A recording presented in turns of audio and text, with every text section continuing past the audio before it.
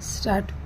Myanmar हा आपला शेजारी देश 2021 पासून पुन्हा लष्करशाहीच्या ताब्यात गेला तेव्हापासून तिथे अस्थैर्य आहे. लोकांचे गट लष्करशाहीशी प्राणपणाने लढत आहेत. याकडे भारतासारख्या देशाने फार लक्ष पुरवले नसले तरी म्यानमारच्या पूर्वेकडले थायलंडसारखे देश परिस्थितीवर सातत्याने लक्ष ठेवून आहेत. त्यामुळेच म्यानमारच्या लष्करशाहीची ताकद कमी होत असल्याचे विधान थायलंडचे पंतप्रधान श्रेष्ठा थाविसिन यांनी रॉयटर्स या आंतरराष्ट्रीय वृत्तसंस्थेला दिलेल्या मुलाखतीत केले. ही महत्त्वाची घडामोड ठरते. या विधानाला ताजा संदर्भ आहे तो म्यानमारच्या पूर्व सीमेवरील करेन प्रांतातले म्यावाडी हे शहर लष्कराच्या ताब्यातून गेल्याचा.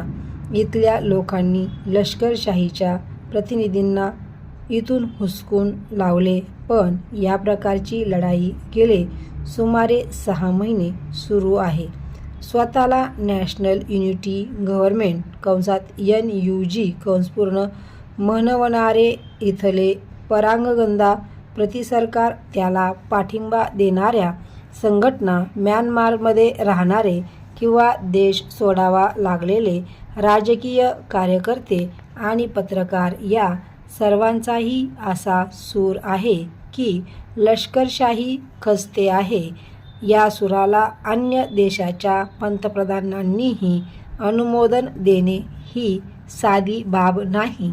म्यानमारच्या लष्करशाहीचे दिवस आता भरलेच अशा हिशेबाने काही प्रमुख कार्यकर्ते तर आता नव्या पर्यायी व्यवस्थेच्या तयारीला लागा असेही म्हणू लागले आहेत.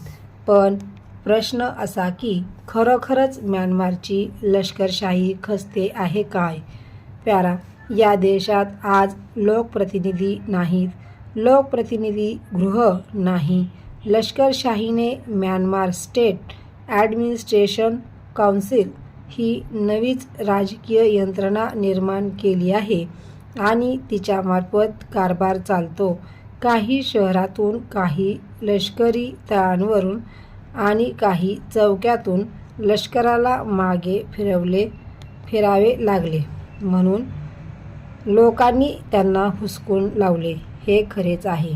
प्यारा, लष्करशाहीने लोकांचा पाठिंबाही गमावल्याचे चित्र दिसू लागले आहे. सक्तीच्या लष्करी सेवेचा भरती प्रक्रिया 10 फेब्रुवारीपासून म्यानमारमध्ये सुरू झाली. पण आजही तरुण भरती होईनात अशी स्थिती आहे. उलटपक्षी भरतीच्या या सक्तीमुळे तरुणांमध्ये लष्करशाहीबद्दल चीडच वाढली असून या संतापामुळे ते बंडखोराकडे आकृष्ट होऊ शकतात. याची जाणीव लष्करशाहीला नाहीच असेही नाही, ती आहे. म्हणून तर लष्करी अधिकाऱ्यांनी विविध जमातींशी पुन्हा शस्त्रसंधी करण्याची धावाधाव सुरू केलेली आहे. जमातींशी लष्करशाही करत असलेल्या या शस्त्रसंधींना एक चौकट आहे.